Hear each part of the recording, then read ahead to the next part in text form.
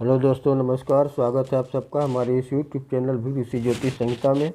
दोस्तों, आज मैं आप लोगों को फाल्गुन मास की कृष्ण पक्ष की जो एकादशी है उसको विजया एकादशी के नाम से जाना जाता है, उसकी कथा मैं आप लोगों को सुनाने जा रहा हूँ। ध्यान से सुनिएगा। श्री कृष्ण जी कहते हैं कि इस एकादशी का व्रत करने वालों के सब दुख छूटकर संसार के सारे सुख अपने आप ही प्राप्त हो जाते हैं। यह एकादशी शत्रुओं को परास्त कर विजय प्राप्त कराने वाली होती है।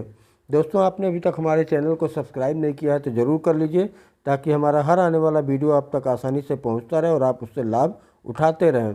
कहते हैं कि आगे की कथा सुनिए। त्रेता युग में जब श्री रामचंद्र जी सीता जी को ढूंढते हुए समुद्र के नज़दीक पहुँचे, तब श्री रामचंद्र जी ने लक्ष्मण से कहा कि हमें समुद्र पार करने से पहले किसी बल तथा तप का अनुष्ठान करना चाहिए। यह विचार कर दोनों वहाँ से 4 मील दूर महामुनि बकदालभ के आश्रम पहुँचे और ऋषि को श्रद्धा से दोनों ने प्रणाम किया। मुनि के परिचय पूछने पर श्री राम ने कहा कि हम दोनों अयोध्यापति महाराज दशरथ के सुपुत्र हैं। 14 वर्ष का वनवास व्यतीत करने के लिए मेरी पत्नी के साथ हम दोनों भाइयों के जंगल में जाने पर लंका के राजा रावण ने सीता का जबरदस्ती अपहरण कर लिया है। उनको वापस छुड़ाने के लिए हमने वानरों के राजा सुग्रीव से नाता जोड़ा है। वे अपनी सेना सहित हमारे साथ सीता को छुड़ाने के लिए समुद्र पार करके जाना चाहते हैं। इसलिए आप कोई ऐसा व्रत या अनुष्ठान बताएं जिससे रावण को युद्ध में हराकर हम सीता को पुनः प्राप्त कर लें।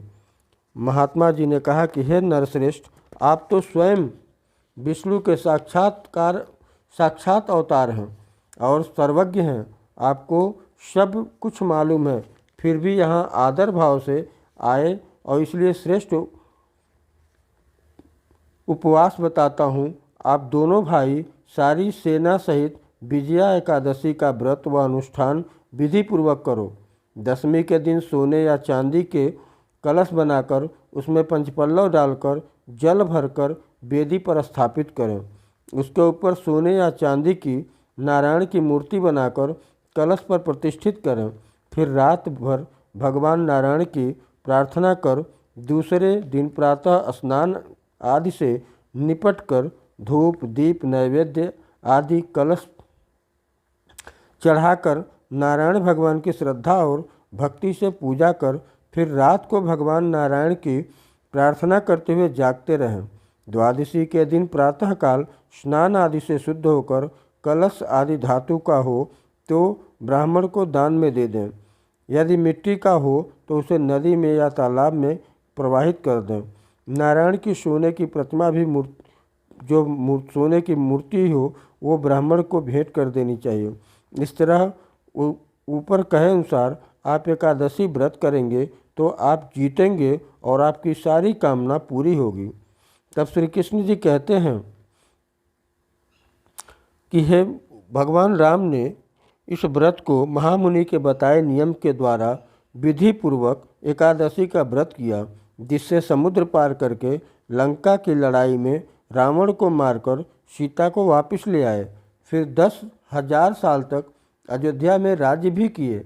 ऐसा यह एकादशी का फल है। दोस्तों, एकादशी का फल कभी निश्चल नहीं जाता है, मिलता ही मिलता है। जैसा आप कर्म करेंगे वैसा आपको फल मिलेगा।